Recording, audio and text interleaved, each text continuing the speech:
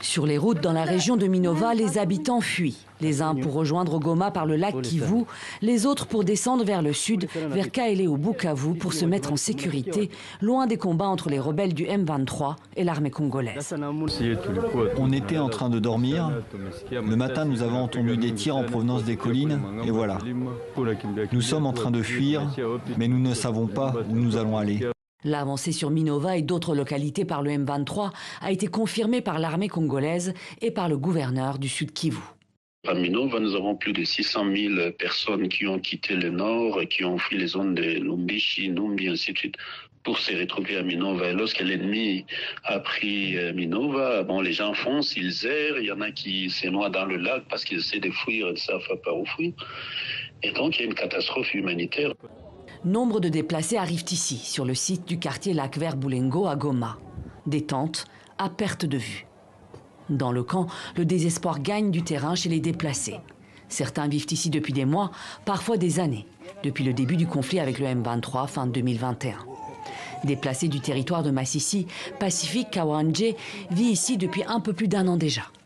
Je suis tellement triste de voir que Minova est tombée aux mains de l'ennemi parce que les gens de là-bas sont nos frères. Ils nous amenaient de l'aide, de la nourriture. Alors de voir qu'eux aussi se retrouvent dans les mêmes difficultés qu'on a vécues depuis 2 ans, je n'ai plus de joie. Le seul espoir que je peux avoir, c'est d'apprendre que les rebelles du M23 sont chassés de chez nous. Et là, on aura l'espoir de rentrer à la maison. Sur le marché de Virunga à Goma, cette nouvelle avancée des rebelles se fait déjà ressentir. Jusqu'ici, Minova était l'un des rares villages qui approvisionnait la ville en denrées alimentaires.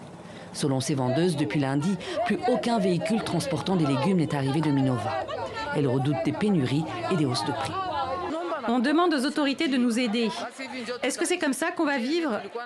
La route sur les eaux qu'on empruntait est bloquée et même la route venant de Rutshuru est fermée. C'est de là que la nourriture et les vivres arrivent.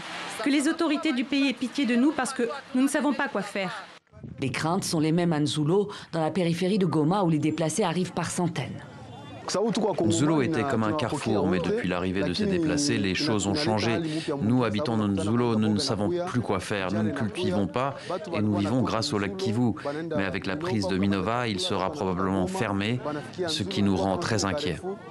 Cette nouvelle avancée des rebelles du M23 risque d'asphyxier davantage Goma, la capitale provinciale du Nord Kivu. Selon le gouverneur du Sud Kivu, la riposte est en train de s'organiser pour reprendre les territoires conquis par le M23.